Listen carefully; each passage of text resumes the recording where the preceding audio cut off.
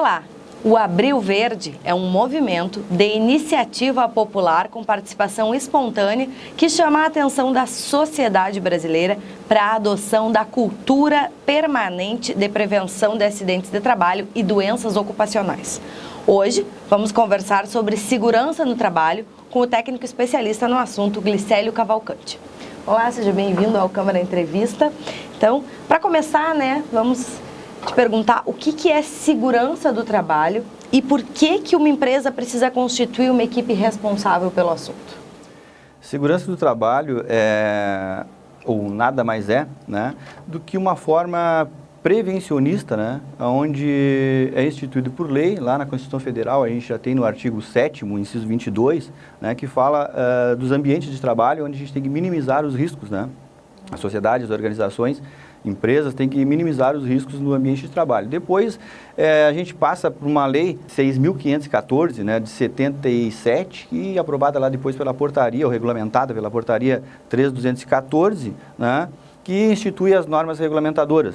Saiu no rol das normas regulamentadoras 28 normas, e hoje a gente já está com 36 normas regulamentadoras. Então, essas normas falam sobre diversos temas, diversos assuntos, onde o foco principal é a segurança do trabalho, a prevenção em relação ao ambiente laboral do trabalhador. E por que a empresa deve constituir uma equipe responsável por isso?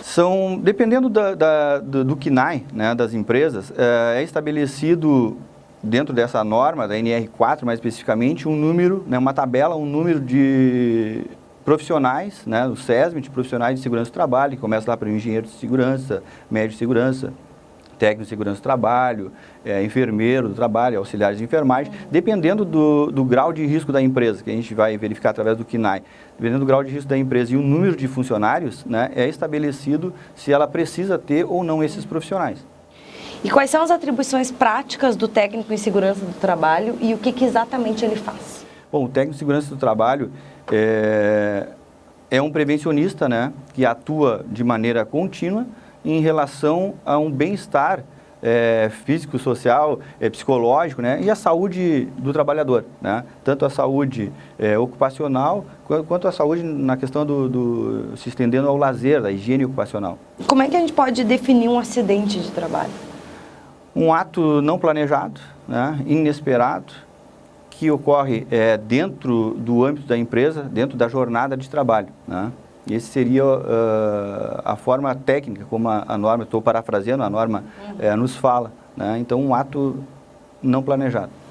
E um acidente no trajeto para a empresa ou durante uma viagem é considerado acidente de trabalho? Se a viagem for em prol da empresa, a trabalho, sim, é considerado. Acidente de trajeto, deslocamento de casa para o trabalho para casa dentro do horário, que normalmente o trabalhador faz esse deslocamento, é considerado, sendo pré-requisito uma investigação de acidente, antes de se caracterizar que realmente é acidente de trabalho ou não. A empresa nunca registrou um acidente de trabalho. A pessoa deve investir em segurança? Sim. Por quê?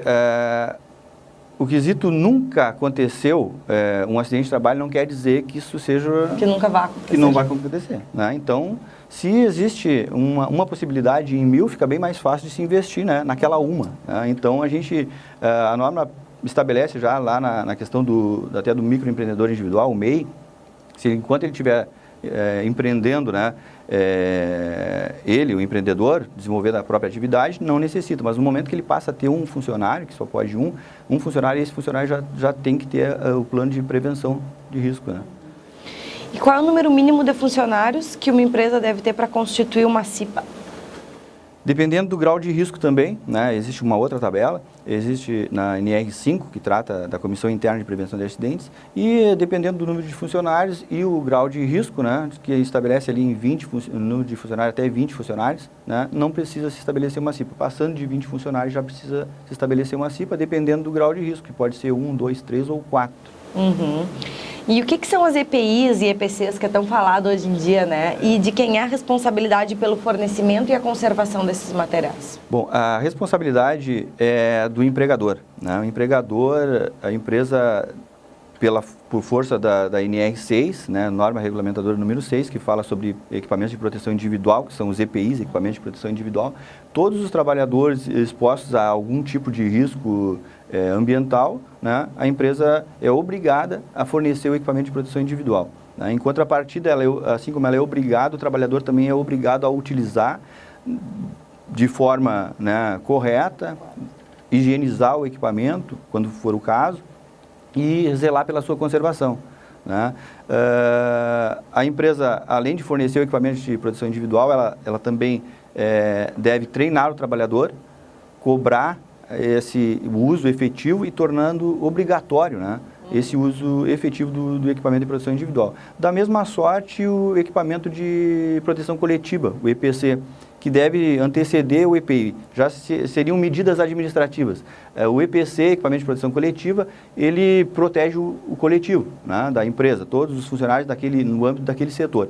Uma vez que essa proteção não é efetiva, não solucionou o problema, aí a gente entra com uma outra medida alternativa, fornecendo os equipamentos de proteção individual. E muitas vezes, né, em casa, falta o cuidado que o trabalhador costuma ter na empresa. Então, ocasionalmente acontecem acidentes, o corte com a faca afiada, uma lesão cortando a grama, enfim.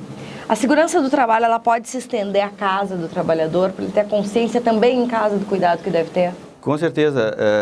Nos treinamentos, tipo NR5, que tem um curso de CIPA lá, né, Comissão Interna de Prevenção de Acidentes, são um curso de 20 horas. Então, ali entra primeiros socorros, acidente de trabalho, acidente de trajeto, típico, enfim. Então, a ideia de nós, prevencionistas, né, técnicos de segurança, engenheiros do trabalho, médicos do trabalho, a ideia é disseminar, né, entre os trabalhadores essa cultura prevencionista, que é uma cultura que, no nosso entendimento, e não tem como existir outra forma disso ter um efetivo resultado positivo na sociedade, né, tanto no âmbito empresarial, organizacional, mas se estendendo às residências, né, dos trabalhadores, essa questão da prevenção. Então, no momento onde ele recebe essa informação dentro das instituições, dentro da empresa, dentro das organizações e transfere, ele se torna um multiplicador, transferindo essas informações no âmbito da sua residência também, e seus familiares, na sociedade em si. Uhum. Podendo evitar outros acidentes, não só de trabalho. O PPCI, entre outras coisas, né, o Plano de Prevenção ao Incêndio, entre outras coisas, ele deveria treinar os funcionários para enfrentar os incêndios. Como é que é na prática? Essa prática de prevenção no âmbito de acidentes com incêndios, né, já tem uma norma que regulamenta, a NR23, que fala de proteção contra incêndios, que ela já existe hoje, então não é uma coisa nova. Ela existe desde 1978, ela saiu junto com o rol das 28 normas, das 28 primeiras NRs, né, que surgiram.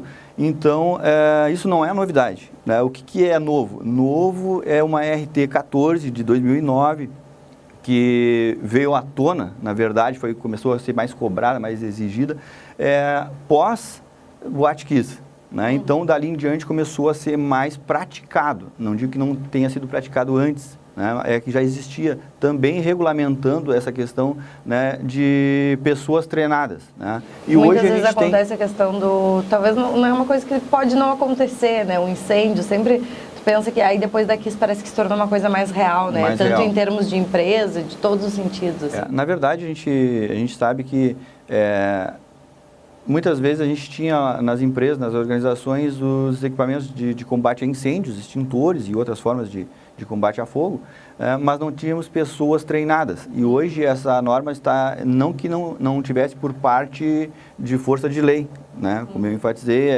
desde 78 já existe essa recomendação.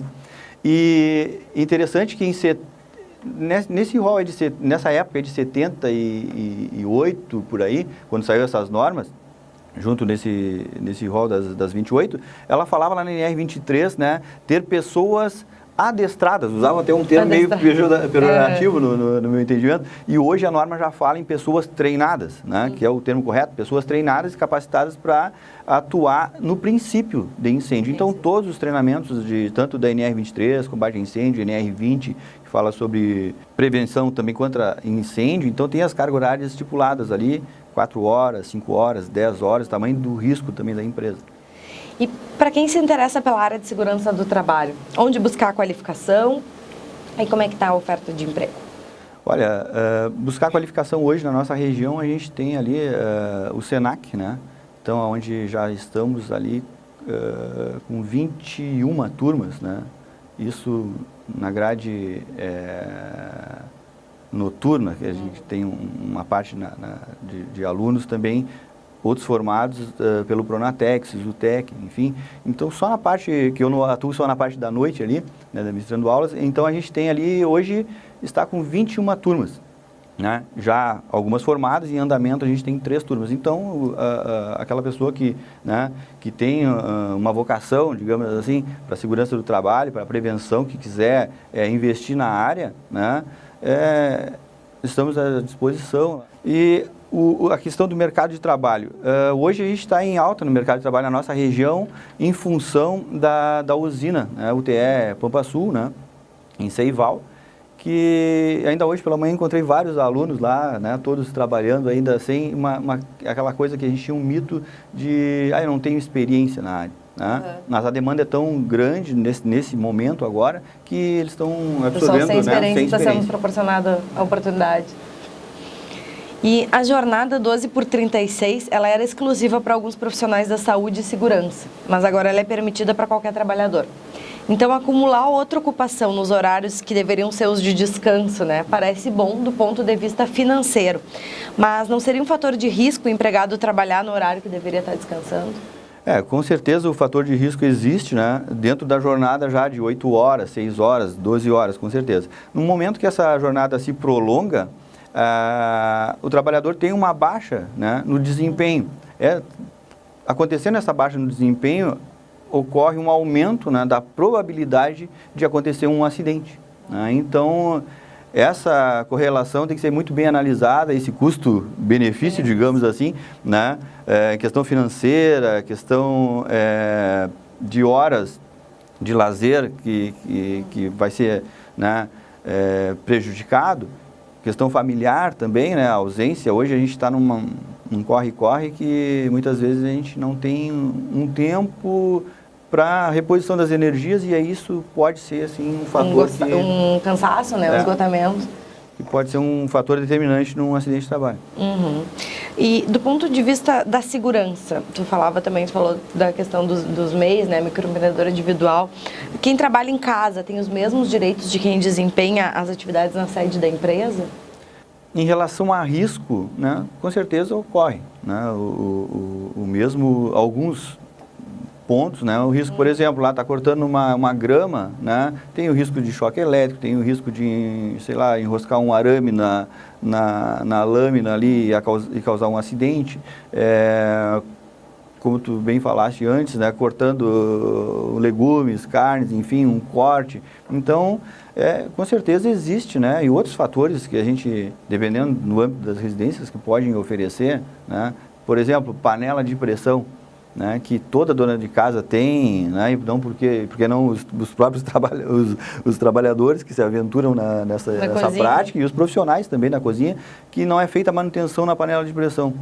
Né? Tem aqueles orifícios ali naquela válvula ali que fica, né, chiando ali e tal, aquilo ali, enquanto ela está fazendo aquele barulho, tá ok. No momento que ela parar de fazer aquele barulho, aí é perigoso. Né? Aí falta a manutenção, na verdade. Né? E pode ser um acidente bem grave. E tu te tornou técnico em segurança do trabalho após um acidente de trabalho, né? Tu tem como nos relatar o que aconteceu contigo e o quanto isso impactou na tua trajetória profissional? Na verdade, eu tive um acidente de trabalho, né? Até com uma amputação de um dedo e meio, né? E foi em decorrência do trabalho, atuando como marceneiro, né? Eu trabalhava como marcenaria. E descuido, uma fatalidade, um descuido, o típico acidente de trabalho. Né? Mas eu não me queixo desse acidente de trabalho. Né? Não estimulo ninguém a se acidentar também, mas não me queixo dele, porque foi podendo evitar. Né? E hoje a gente se tornou um prevencionista nessa área, mas particularmente aonde me alavancou, né, nessa caminhada como técnico de segurança do trabalho, gestor de segurança do trabalho, consultor na área de segurança do trabalho, foi exatamente um marco, né, na questão desse acidente, né, onde a gente depois acabou fazendo alguns estudos em cima desse acidente, tem algumas palestras que a gente desenvolveu em cima desses acidentes, porque uma coisa é tu falar de um acidente que tu viu, que tu ouviu falar, né, que de repente até tu presenciou, mas nada se compara àquilo que tu sentiu, que tu viveu, né? Então, é algo que te dá um empoderamento de tu poder conversar, né, com pessoas no âmbito da prevenção e até pós-acidente, né, levando aquela experiência de quem já sofreu na pele, né, o acidente em si. Tá? E podendo dessa forma ajudar de diversas formas, né, ou tentar ajudar de diversas formas esse trabalhador, essa vítima, esse acidentado, né, e mapear os locais de risco para que não venha acontecer, na verdade, esse tipo de acidente. Então, te agradecer, Glicério, pela tua disponibilidade de estar aqui conosco falando de um assunto tão delicado, né, e que precisa ser falado, né, a gente precisa falar mais de segurança do trabalho, prevenção principalmente, né. Com certeza. Eu agradeço, né, o convite, né, e o tempo que me foi disponibilizado para a gente refletir nessa questão de prevenção, né, para a gente evitar futuros danos aí. Então, agradecer mais uma vez a tua presença e o Câmara Entrevista encerra aqui. Acompanhe as novidades da nossa programação no Facebook da TV Câmara Bagé.